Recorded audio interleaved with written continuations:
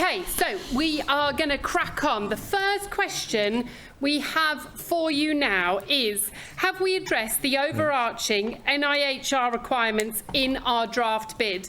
There are 5 points for you to consider. If you are online, these are now going to be put in the chat because we're going to pop you into little breakout rooms so you can actually have those conversations.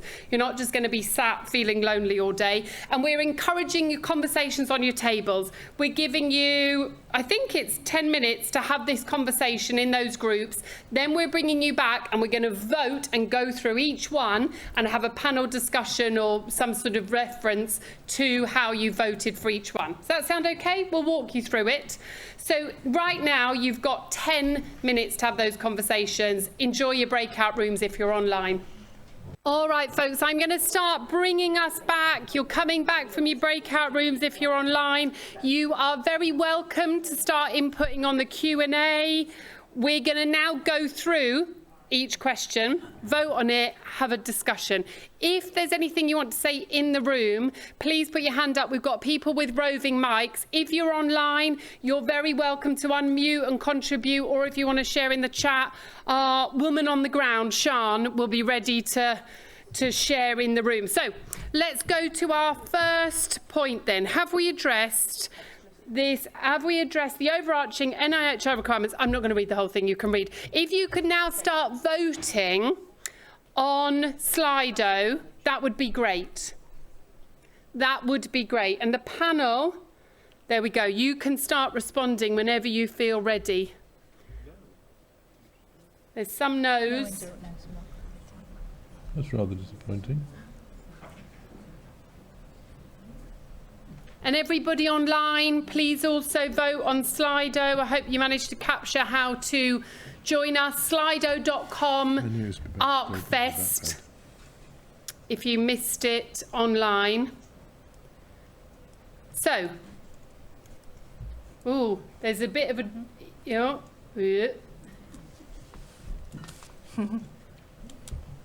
what are you noticing? Lots of people don't know. Yeah, lots of people don't know. Would it be helpful to hear from anyone who doesn't know why they don't know? Yeah. Is there anyone who'd be willing to share, maybe as part of your table, why you don't know? Or online, if you'd like to join us or put it in the chat.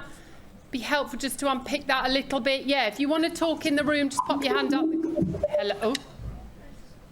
Hello? Oh, there's somebody here. Yeah. No, I love you being vocal, but let's get you on the mic. Ruth's running her way to you. And also, excuse me, this table at the back, I loved how giggly you were.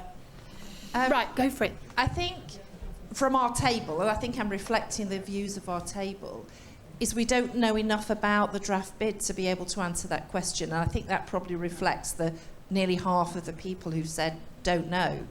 Because the document we received, of course, is not the draft bid, it's an explanation. And so we're really just basing it on one diagram, which we don't actually quite understand. The devil's in the detail. So I think there was a great sense from everyone at this table is like, I don't know. And I think that's actually quite worrying that I don't know whether that's the same across loads of other tables, but the fact that nearly half of people said don't know or no sort of indicates that actually we're not quite hitting the spot yet in terms of enable people to understand what it is we're planning. Okay, let's hear from the panel. It's really difficult to do this in a way that's inclusive and listens and present you with a semi-finished piece of work.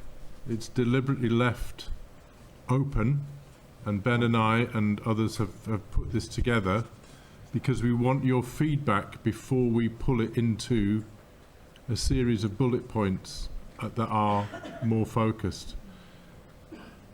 It's getting the balance right. So in some ways, don't know isn't a bad thing, because if you did know exactly what it is that we're going to do, then we weren't really asking you what you thought. We were telling you what we're doing, and that's okay, isn't it? It's a closed leading question.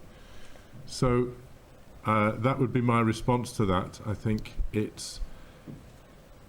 today allows us to focus this down into a series of clearer ideas that we can come up against, and academics aren't going to like it, but I also have to bring, I mean, we've done feedback to the public, and we've done feedback to a range of other meetings, and we've got very wide feedback on a whole range of different things that people want us to do or hope that we'll do.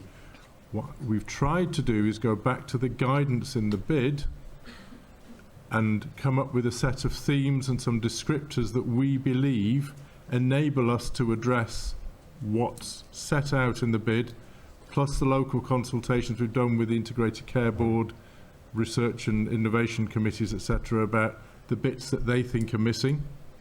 So all that has gone on behind this, and that's been added into that sort of overarching diagram, which is complicated. Mark, with that in mind, would it be useful to hear from anybody who said yes or no? Yeah, I think so. Yeah. Anybody online, or a yes or a no? Are you yes or no?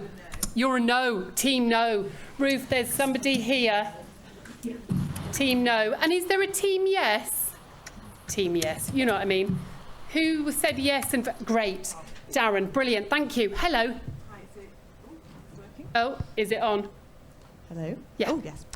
So my name's Abby Merrill. I'm a consultant obstetrician and senior clinical lecturer at the University of Liverpool.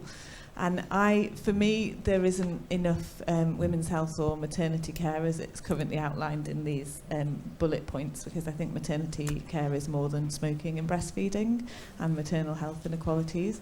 And I think that as one of the key areas outlined in the bid as women's health, with Lucy Chappell, the CEO of the NIHR, being being really focused on women's health, I think it would be an opportunity to include this more strongly, perhaps. So in this it bid. will be a major part of one of the themes. So one of the themes, and Ben put this diagram together, and Ben's a public health professor, so he's obviously looking at the public health population background to what causes ill health and maternal problems.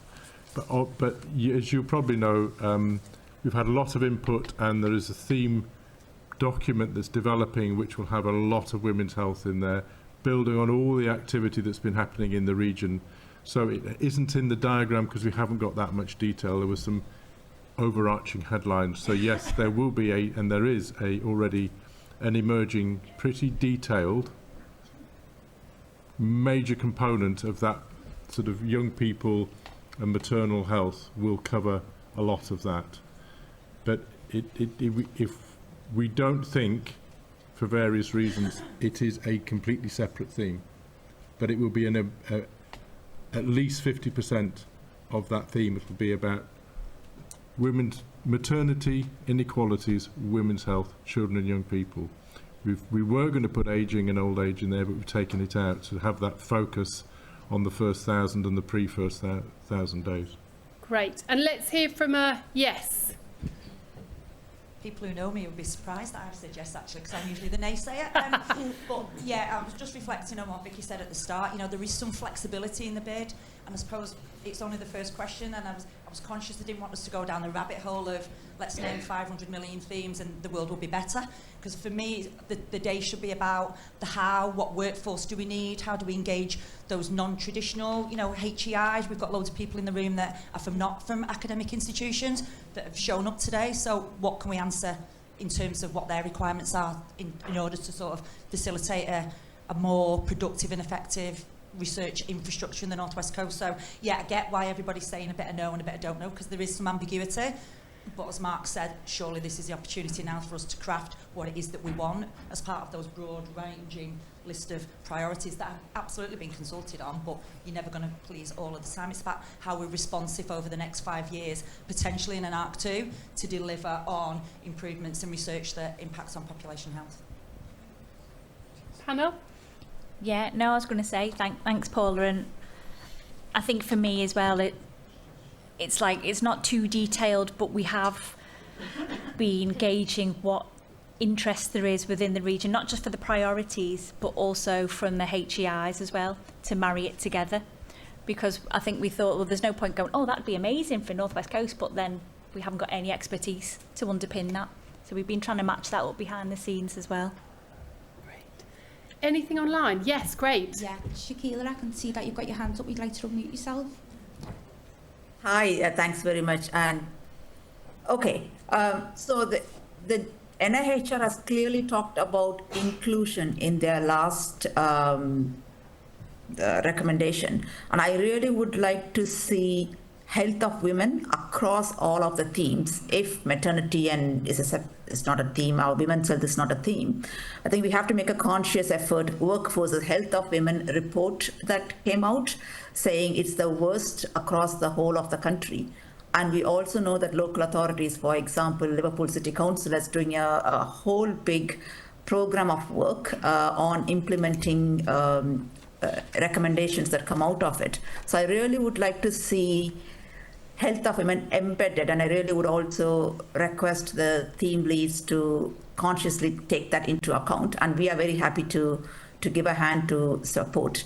So that's my Thank you. suggestion. Thank you so much. Brilliant. I'm going to hand it back to the panel with an awareness. We've got 2 minutes of this question left.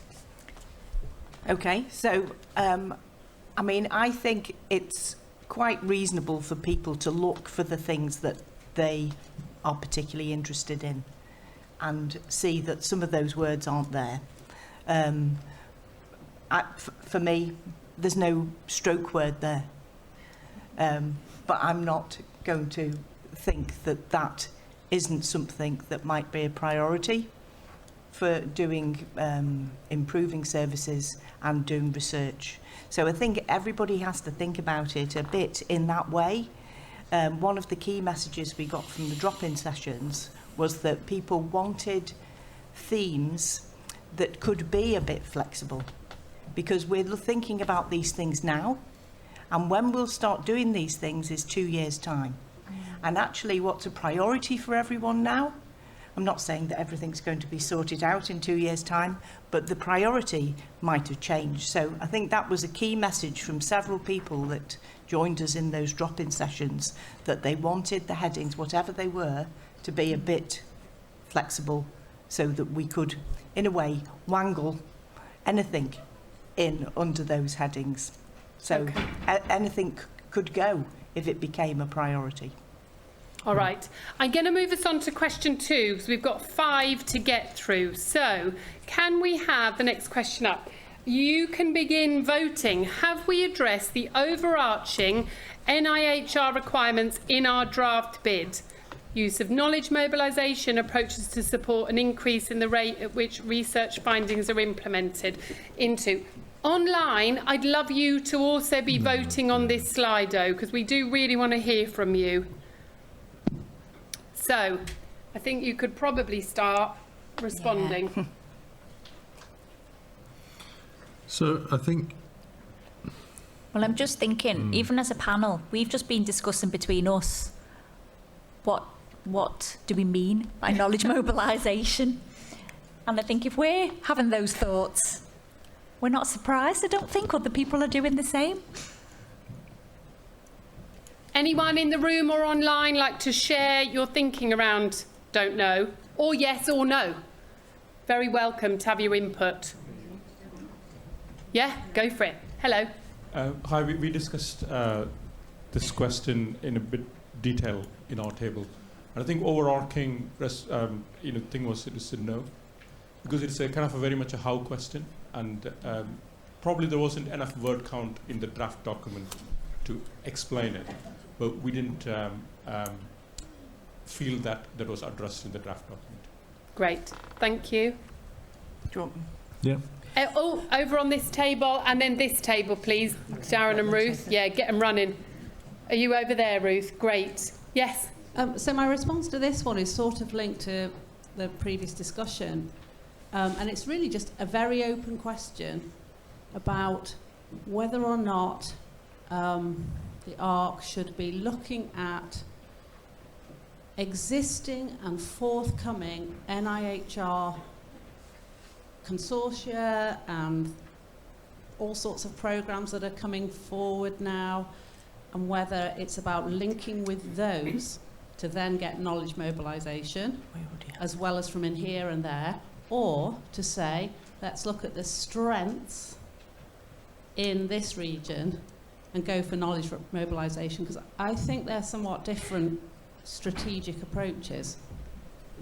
So it's an open question. There's lots of work going on around MLTCs. There's the consortia. There's now consortia for women's health, for maternity challenges. So it really is an open question. I could see things going both ways.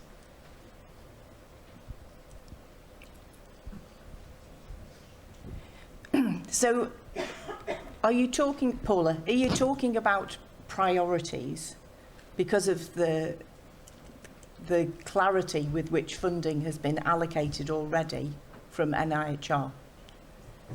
So there's obviously the maternity, 9 different organisations that are working together on... I just gave that as an exactly, Karen. I just gave that as an example. Can we just get you the mic, just so we can all definitely hear and they can hear you online? Exactly. I just gave that as an example, but there are other consortia, around. Yeah. And it's about whether or not it's you link to those, or you say no, we're not going to link to those. We're kind of going to do our strengths, from. I think baseline up, if you know. If the member organisations want to have some of those things as a priority, then we should be absolutely looking at what is going on already to make sure that we're not reinventing the wheel. We should be linking into, yes, but if it was about maternity things, we should be linking into that collaborative group. And we should always be doing that. I think the whole premise around knowledge mobilisation is understanding what we know already and what else is being explored already. So we have to know what's been done before, what's going on now, and then we have to build on that, because we have to learn. And we also have to learn about what's going on locally. So those things are being done somewhere, but we also have to learn from our own organisations and our own people about what's their understanding of these things, what's their understanding of the challenges for doing something that works somewhere else, has been shown to work somewhere else. What's the challenge for doing it here? Could we do that the same, or would we have to do it differently? And I think that's the whole underpinning ethos of knowledge mobilisation, is learning before we do anything. And that's part of it. So those things I would say was explicit knowledge, because we can look at what's been published, we can look at consortia and what they're doing, we can look at individual programmes of research or individual projects of research that are ongoing, and we should always be starting from there. And at the same time, we should be tapping into tacit knowledge, which is about what the other people think. So what the patients think, what the public think, what people in organisations think, what people in teams think, what staff think about things. So we have to have those two things, explicit knowledge, tacit knowledge, and we have to put those things together in a suitable way. And of course that's not easy. And then think how we move forward. And then as we move forward, so we've thought about it all before we do anything, and then we need to plan for learning more things as we move forward. So we need to learn more during implementation of something. We need to learn things after things have been implemented. And we have to do that with everything. I think it's a whole learning culture that ARC North West Coast, not that it hasn't done some of that already, because we've got lots of elements of those things, but I think for this particular ARC2 bid, we need to build on the wonderful things that have been going on already and think how we make sure that this is all pulled together and and that we do things that meet both the local wants and the national needs as well. Okay, Brill. Thank you, Caroline. We're going to take some comments from online, bring them into the room. Go for it, Sian. Yeah, so Heather Brown has said in what was sent there was a lack of detail, so it is hard to say how this will work in practice. The word is mentioned, but not how it will be implemented in practice. Well, I would hope that people would have looked at the fantastic knowledge mobilisation we already do in ARC to have a sense of what it is we're doing and how we do it. I think what Caroline missed out was an expectation that ARCs would be sharing knowledge across the ARCs of what they're doing and the programmes that they've done in ARC and taking through into ARC2, and that we will be sharing that. So, you know, if we're producing nationally generalisable knowledge, other ARCs will be as well. So that will come through to our groups looking at potential implementation and the menu of opportunities that people have to think, what would we like to implement into our workforce? I think the other thing for academics to remember is this doesn't work if the workforce aren't motivated to work with us and to take what comes from ARC and what ARC means to them in the member organisations into their workplace, often in their own time, to make changes to the work that they do and how they do it. And so we have to inspire them.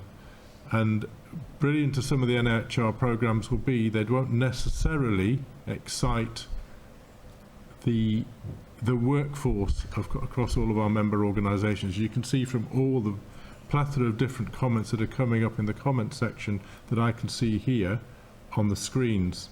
Could you pop the comments back up? That was really... So I think it's unfortunate that people feel that they don't know, because I would have hoped they wouldn't think we're going to start from scratch. We're starting from a very well-established knowledge mobilisation scheme already. We've just been given, is it £300,000 for our knowledge mobilisation fellowships by NIHR, which goes into 2027. So we already have lots of knowledge mobilisation going on. It's about marrying that up with implementation science and sharing the learning of into the workplace and into the coalface, to use that expression, to make a difference to people's experiences of health and social care, but also to bring in the new ideas. We've also just been successful with Keele in gaining a knowledge mobilisation incubator consortium as well. So obviously we'll be tapping into that too. So Warren says, absolutely trust ARC, just the world and what exists now is different to 2016. Exactly, and we're trying to write a bid that goes through to 2031, hence it needs to be flexible. Yeah, and I think for me, it's just a reminder that ARCs are just one piece of research infrastructure. And I mean, Mark's already said, you know, if we continue as an ARC, we won't just be working in isolation, unless we are the only ARC that gets funded across England. You know, we'll be working with those other ARCs and sharing the learning. And if you look at the guidance as well, there's a real sort of push as well for us to work closely with other parts of the infrastructure that is out there, such as the Health Innovation Network, and to link with them about that implementation. So it is a lot more partnership working and collaboration, and not always doing things on our own, because we might not be the best person to do something. We might be the person to work with someone else to do something. Great. Okay, thank you. I'm going to move us on to the next question. So here we are. Have we addressed the overarching NIHR requirements in our draft bid? Could I just Oh, I'm sorry. Yes. Hello. Hi. I just wanted to comment on the questions, really. I think the questions have set us up for a bit of negativity, which is a bit unfortunate, and it's always easy with hindsight. I think if the question is this a structure that we can work with and can help us address all of these questions, I think the answer is largely yes, and we can work on the detail as to how we do that. At the moment, we've got a diagram that we can work with. We've got some overarching detail, but we haven't got the detail which allows us to confidently answer the questions that are being posed. which I think has set us up for a bit of negativity. And of course, we're all a bit anxious about what the details are going to look like, and we've got some very talented people in the room that can help us address those questions. But I fear that if we continue asking the questions in this way, we're at risk of generating more negativity. Okay, thank you. Thank you for your input. You happy to carry on with that in mind? Well, thank you, Tony. No, I think we should, but I just want people to hopefully take the questions in the spirit they were intended, which is, with the information you have now, do you feel that we're heading in the right direction? We know the detail needs to be there, but as I said, if I'd put the detail in there, I'd have lots of people saying, why are you asking us the questions? You've already decided what you want to do. So I know I can't win. That's fine. I haven't decided to get up off the table and walk off and leave it to throw my hands in the air and say somebody else do it then. But there's always time for that. So let's see some more votes coming in. We've only got 24 people voting so far. Steve, like that, Mark. Well said. So let's hear from the people online. Let's hear from people in the room. Would anybody like to tell us the yes vote this time? Oh, Anybody in the room? Or online? Oh, yes. This chap over here. Who's going to get there first? Darren, I think Ruth's going to beat you to it. There's money on this, isn't there?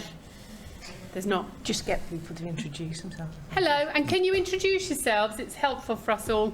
Yeah, Tony Woods, I'm from Health Innovation, North West Coast. Yeah, I think I've actually answered no or don't know to the previous two, but actually I think the health inequalities bit runs through in this particular element, and just a sort of plea really, which is, it is the particular strength of health of ARC North West Coast. So please, I don't think you are going to lose that, but don't lose it. It is a strength and something you take forward. And the reason I said that is, there are some I wouldn't necessarily agree that where you think you are with knowledge mobilisation. So sometimes you've got to have a critical look at yourselves. However, I would say in health inequalities, really strong, keep going. Brilliant, thank you very much. Oh, yes, down here, and then Ruth, number 2. Thank you, hi. Hi, my name's Joe Hannett. I'm Partnerships Manager for Community Futures. I'm not a member of ARC or anything else. You're welcome here still. Oh, thanks so much. In response to this question, I answered yes, and I agree with the chap over there. I think what I've been thinking about sitting here listening is, this diagram definitely gives me confidence that we've got the right direction. And as the I forget his name was talking about, is there enough information in here for me to have confidence in it? Yes. I think the only thing I would slightly be concerned about, and particularly with this inclusiveness part, is with I don't know how literally to take this diagram, but with the themes being vertical and the cross-cutting teams being horizontal but separate, I think I'm more interested in what is the collaborative infrastructure that's going to make those things work together, so that for example, public involvement, inclusion, engagement, equality and diversity team knows what the knowledge mobilisation and implementation science team are doing, as in the capacity building team. So they're not all siloed. Exactly. Yeah. From the outside looking in, you can be quite arcane and a little bit difficult to understand who to actually interact with. So it'd be useful to have that clear. Just before we go on, can we just check that they can now hear everything online? They can. Great. Thank you. So sorry, I don't Mark. think it's envisaged that the workforce will be you're that team, you're that team, you're that team. It's quite likely that the staff engaged at the core, which is where these work streams will be working in different parts of those. So not everybody will, but it's what happens now. So there are people working in the methods theme who do lots on health inequalities and on embedding equity across the whole arc. So there are people who are working in the knowledge mobilisation who also work in other elements of the arc, and that will continue. So it won't be people who never speak to each other or who don't interact all the time, and very often it'll be different groups of people doing different elements of that in a sort of a jigsaw fashion, building on their strengths, and they may move over time as well, that they shift from one area of work to another, and it be to refresh people and to give people different opportunities, and that will be true in the admin and management team as well. I can see though that from the diagram it Yes, does look like it does look like, It's a and you're diagram. quite right that Yeah. those They're not teams siloed. look like they're separate, but they're not. They're all. The separateness is the leaders. So we have to nominate an inclusion lead, a public involvement and community lead, a health and equality, so equity. So that is partly behind those structures, and it's just because diagrams are diagrams. You could have had Venn diagrams or whatever, but it's not, certainly not my strength, doing graphics. Yeah. But yes, you're absolutely right. But I think we do have to think about how that's portrayed. So it's a good point. Great. Yeah, Thank yeah. you. Well And there done. was a lot of appreciation for that online. Sian, I'm going to just get you to pick out a few, but I'm going to go to this lovely lady first. Hello. Yeah, you. Yeah. Thank you so much. My name is Dr. Sakeju. I'm a public advisor. I quite like this question because even from Clark and ARC, we've always looked into addressing diversity and equality, inequality, and also inclusiveness. And I think this upcoming act too must address that all over the teams. And collaboration is important. But my particular interest is that when we've done the research and we implement it, let's just put it into practice. And that's the way I'll be looking to make sure Act 2 gets better. Research, findings, implementing, it goes to practice, and then working with all the hospitals as well. Thank you. Thank you so much. Sian, are there a couple that pop out online? Well, Nicola said that we should collaborate with innovation RDNs and other NIHR infrastructure more. Yeah. No, I mean, I said that before. ARC isn't on its own. There's a lot of people in our space that we need to work with, and I think by working together, we make our combined resources and our reach go much further. Brilliant. Thank you. And any other? Can I just stress something else? Don't forget, in ARC, it starts with health and equalities and it ends with health and equalities. We developed the 4 Equity Toolkit in ARC, which built on the Health and Equality Assessment Toolkit that we built for Clark and co-developed. That will remain at the core of what we do, and we will continue to push that forwards and to make sure that equity is inbuilt in all of our work from the beginning through to the end. Now, it doesn't always show that way because we're not very good at recording it, but it's in all of our systems, it's in our policies. People can always flag up exceptions or that they can't see it, but it should definitely be there.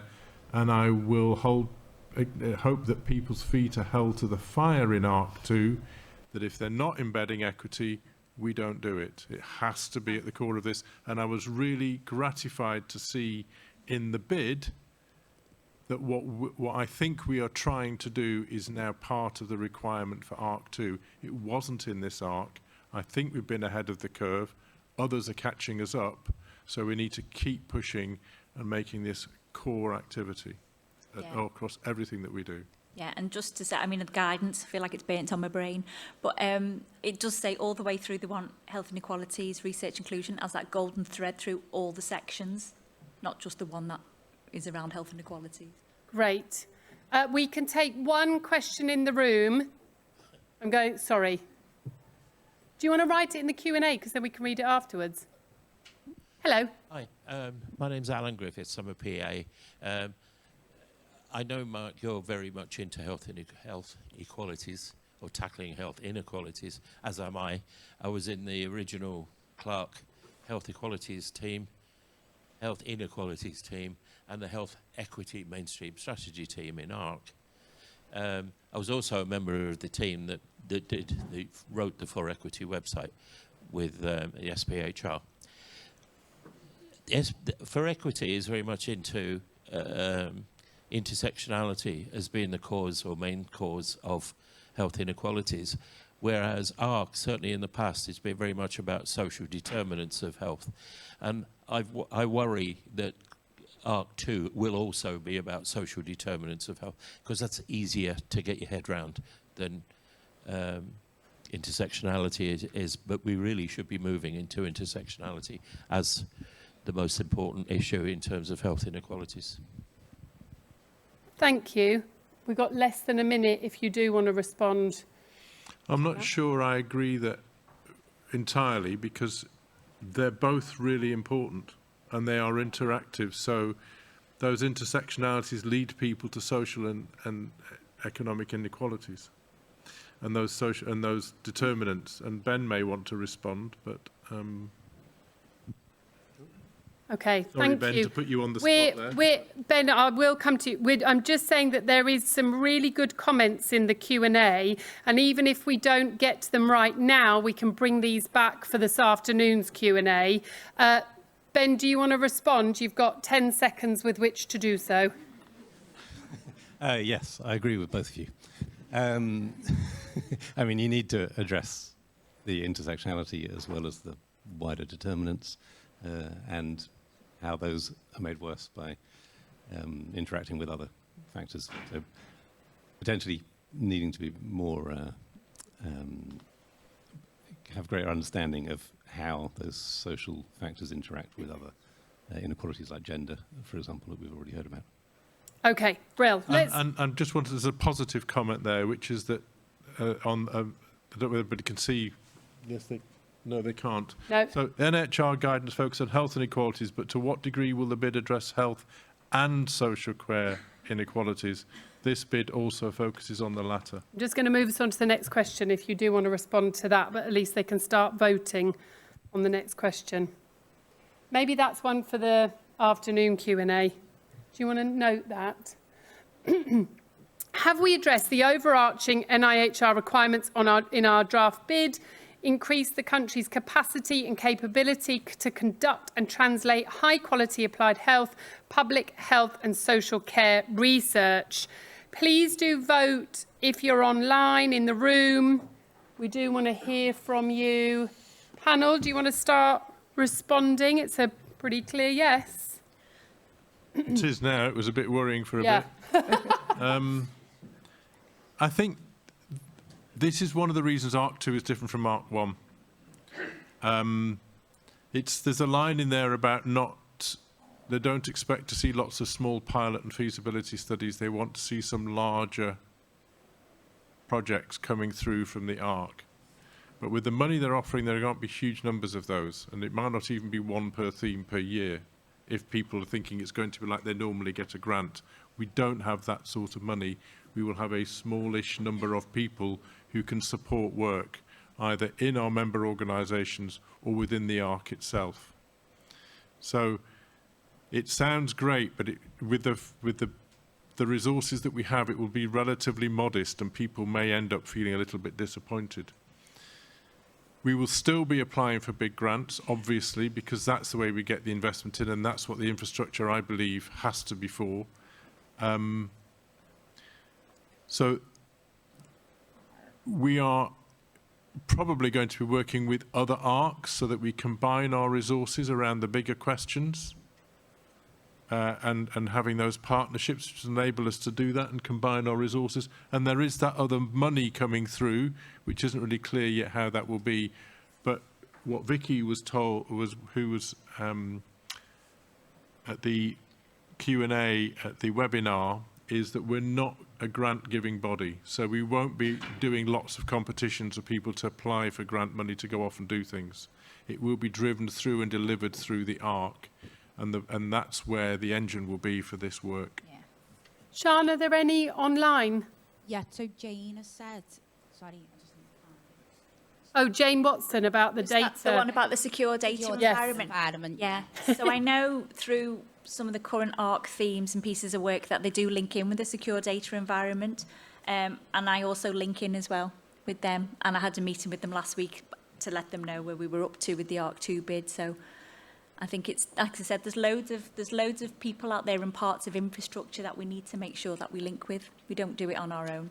And don't forget the PLDR.org that Ben and his colleagues built in Clark and is running through into ARC and is picking up work nationally and beyond. anyone in the room like to comment, or online? You just raise your hand. Completely agree with this. Anybody? Speak now. Oh, it's like I'm, auctioning you off. Hello. I did answer yes with this, but I'm just interested about the country's capacity and capability. There's a mention throughout the draft or the document I've seen of working with third sector charitable research organisations. I'm not sure how much that translates into lifting the capacity of community voluntary sector to actually conduct research and originate ideas, but that would be something that would be useful to see more detail on at some point, I think. Nodding from the panel. Yeah, we will Nodding. continue, I hope, to build on what we've been doing in Corran. It will be crafted, but they're going to be fewer, bigger projects. So I don't think it's within the spirit of the document and the expectation that we have lots of seed corn opportunities for little bits of money here and there. We will obviously want those charities, third sector, VCFSE, and there's an argument of whether they're all VCFSE or not, and charities tell me that they're not. They're called their charities or their third sector. So that's alone is messy, the how you describe organisations. But of course we want them to take part in the knowledge mobilisation, in the internships. So the little projects will get done as people use that as a learning exercise to build something bigger. But the driving of the nationally implementable research will inevitably need to be bigger scale. And just to explain what that means, when they talk about generalizable research, it's not in the standard academic term of it has to be a randomized controlled trial. What they mean is that the data that we collect for our studies represents the wider UK population. So that intersectionality, have we got men, have we got women, have we got different age groups, have we got migrants and local communities, have we got rural and urban, so that the information that we're gathering is widely representative, but not scientifically representative necessarily, of the national population, rather than tends to happen in research. It's the usual elements of society that get involved and provide the data. So it's really important that we're using the big data and the other data, and we're actively going out collecting, and that's where these organisations really come into their strengths, because they allow us to tap into getting that knowledge, that mobilising that knowledge from the members of those organisations and the people that they work with. So that's key. The other thing that people maybe don't know about, they've just talked about RENs and things, with what was the Clinical Research Network and is now the Research Delivery Network, and the integrated care boards, we have set up, it will be 20 plus primary care sites in what we call areas of low assets, so deep dive practices, deep end practices rather, in across the northwest coast, and they will act as local sites tapping into their neighbouring practices to draw those populations into the research, either as participants in research studies or to work with us as participants for our work or helping co-develop and co-design our research. So we are actively reaching out into those populations who don't normally get that opportunity, and we're investing in them. And one of the ideas I've thought about doing, and I'm planning to put into the bid, is that we give a little, at the moment that money's just been capital. But I think we could legitimately in ARC, as part of our inclusion strategy, say we will put small amounts, not huge amounts, but small amounts of money into those sites to enable them to build their public involvement within those sites to work with ARC, so that they tap into those local communities. And if there are VCFE organisations in those geographies working with those populations, we'll work with them as well collaboratively to tap into that knowledge, that expertise, and gain the trust of those populations to work with us, hopefully.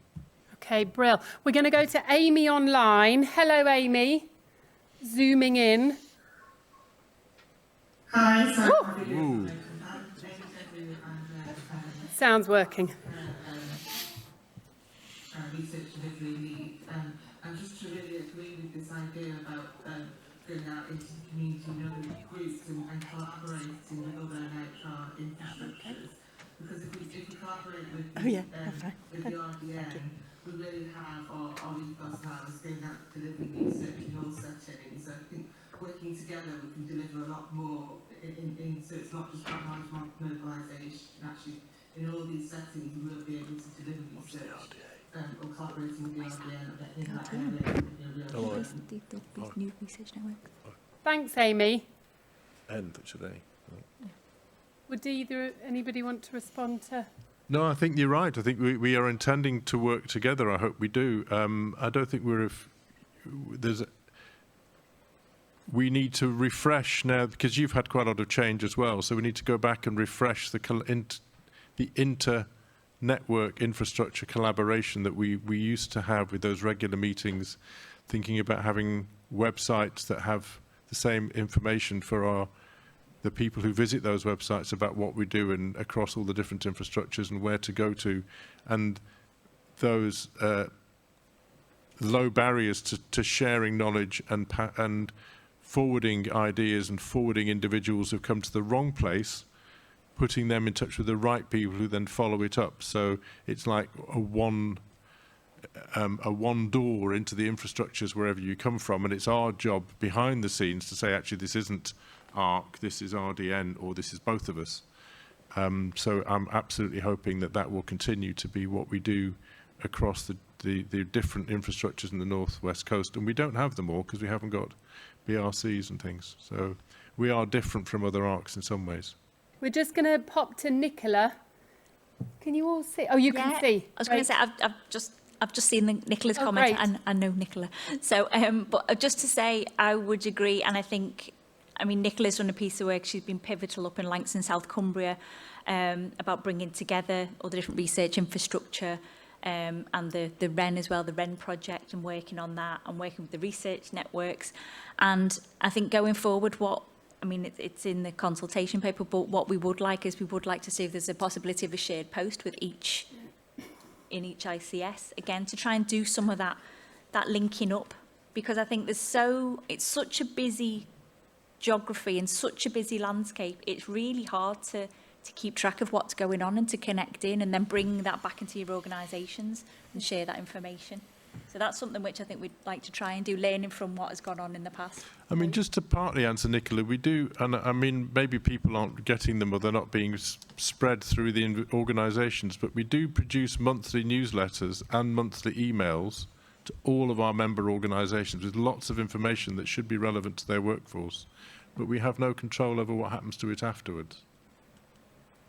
Okay. Yeah, and I think there are opportunities other than the internships that we've had for more senior staff, and whether people haven't been aware of those, perhaps because they haven't accessed the information in the same way. We've also got funding recently for pre-application support fund, which covers an opportunity to have some time bought out in order to develop applications right the way through from pre-doctoral fellowships to research professorships. So we'll be advertising those shortly as well, and they will complement some of the other internship and fellowship opportunities that we've had. Okay, great. I'm going to move us on. We've got a final question, then it's a break. You'll all be thrilled to know. So our final question from this section, have we addressed this? That doesn't help me. Collaborate to respond to national health and care challenges, including emerging needs, and support effective interventions and models of care into practice, responding to DHSC and NHS England. I thought that was going to be a real draw. Okay.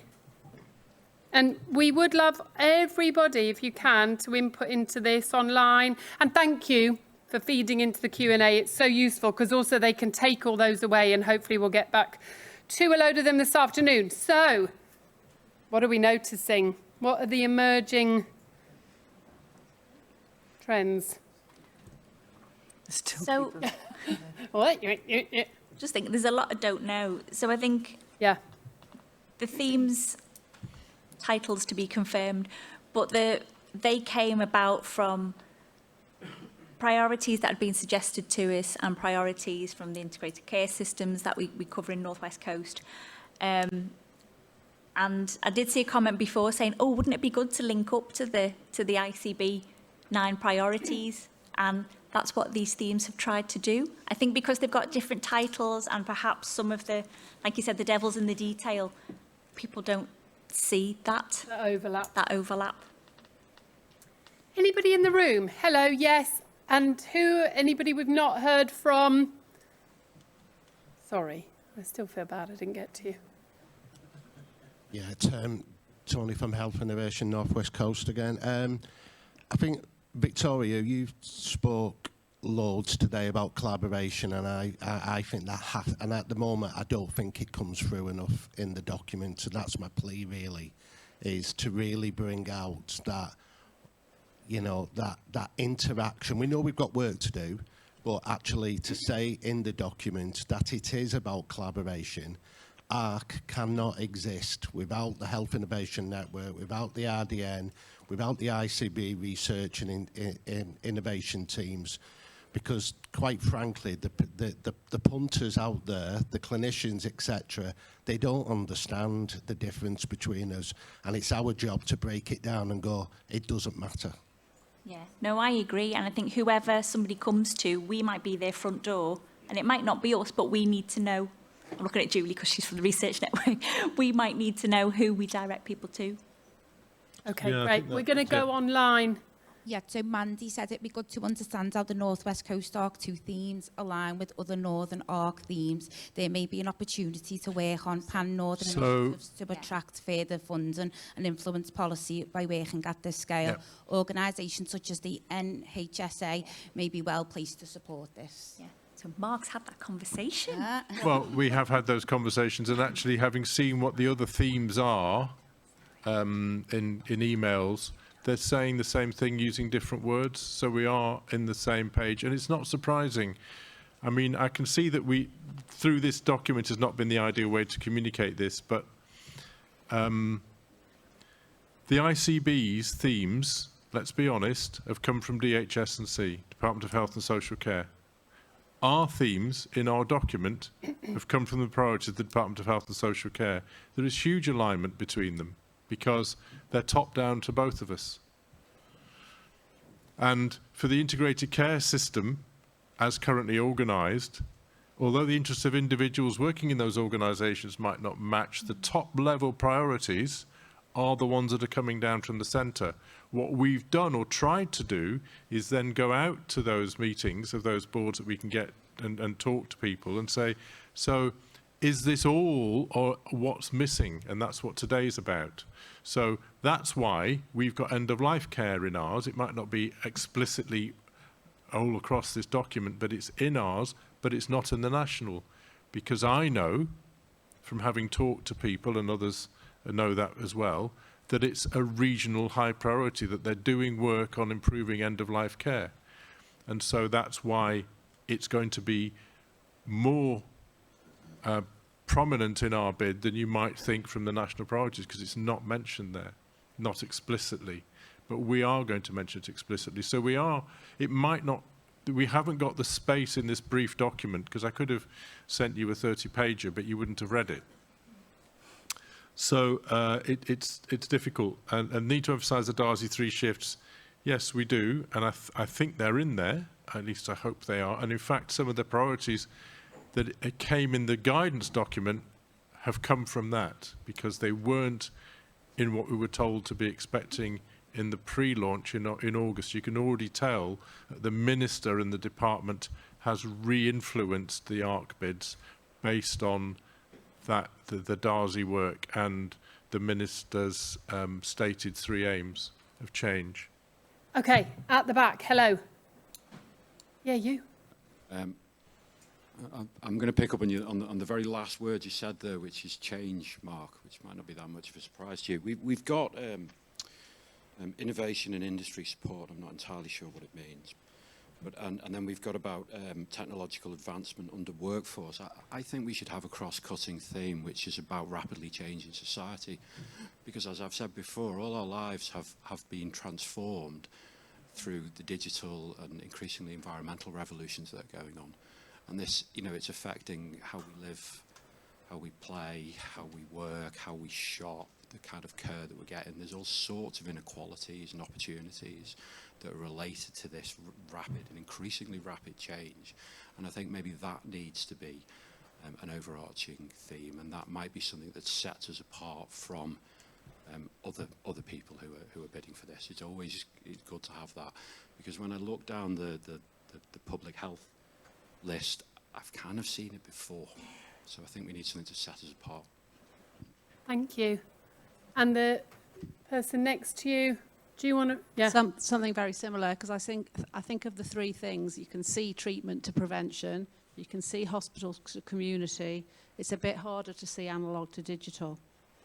I mean, I can see health tech innovations in there, but I think that's a really good suggestion to consider.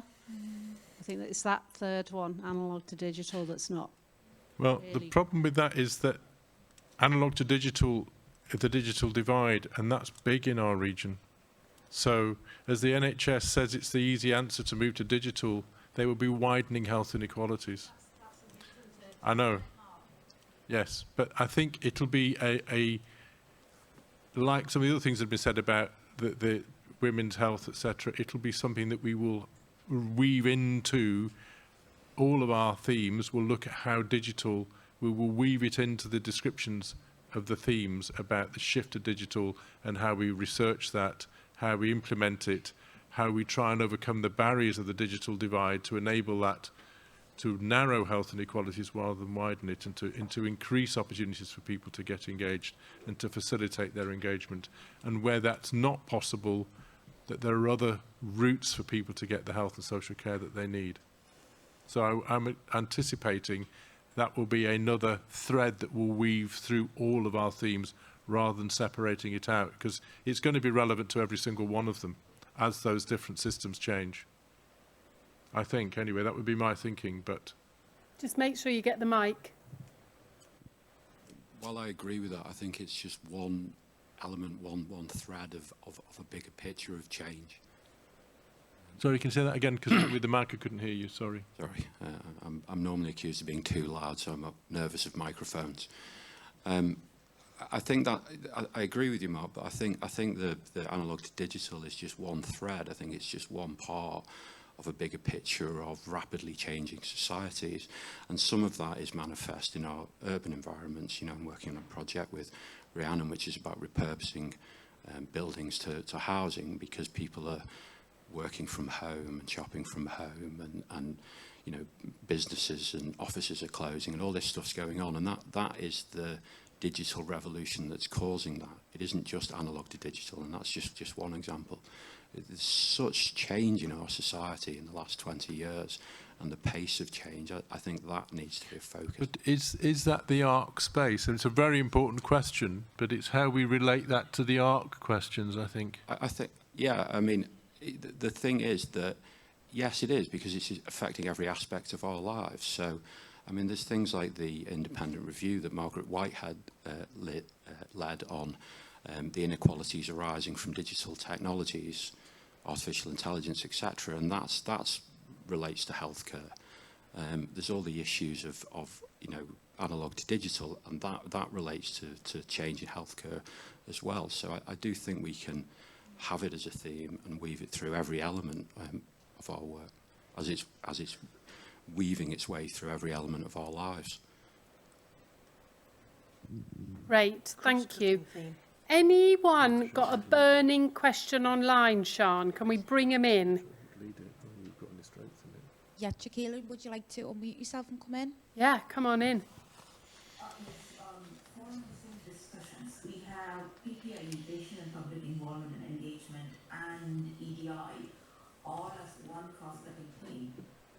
But okay, broadly PPIE needs to be embedded and underpinned by EDI, but just as our discussion show, we need to focus on why certain populations and groups are disproportionately affected, differently affected, and conditions that are very specific to those groups that needs a research one. I get your thing on the golden thread leading through, Mark, but we still need to have someone responsible to actually pull all of this together. Okay, so simplifying diagrams, they're different leads. They will be in the bid, they are separate elements, but we were just trying to make it, to answer that question, absolutely, they have independent leads, they have independent sections in the bidding document. I was told there are too many cross-cutting themes, simplify it, so we lump them in together. And it is a crude argument, but they have to intersect those two elements, and they have to be talking to each other because they will need to work very closely, those two parts of our approach, to answer each other's questions about inclusion and about involvement and about getting those voices heard. So they're absolutely both really important. In the bidding document, we have leads for both of those. They were put together into one cross-cutting theme to try and simplify the diagram and the approach. But you're absolutely right, Shakila. They will be there, and they are crucial to work we do in the way that we work. I hope that reassures you. Okay. Our time is up on this section. I realise there's still masses we could discuss. The panel, I think, are taking notes of things maybe to respond to in the Q&A. Hold these for the Q&A. Please now have a break, stretch your legs, get a brew, get a quassy. They're delicious. See you back at 11:40, please. Thank you. What was that one?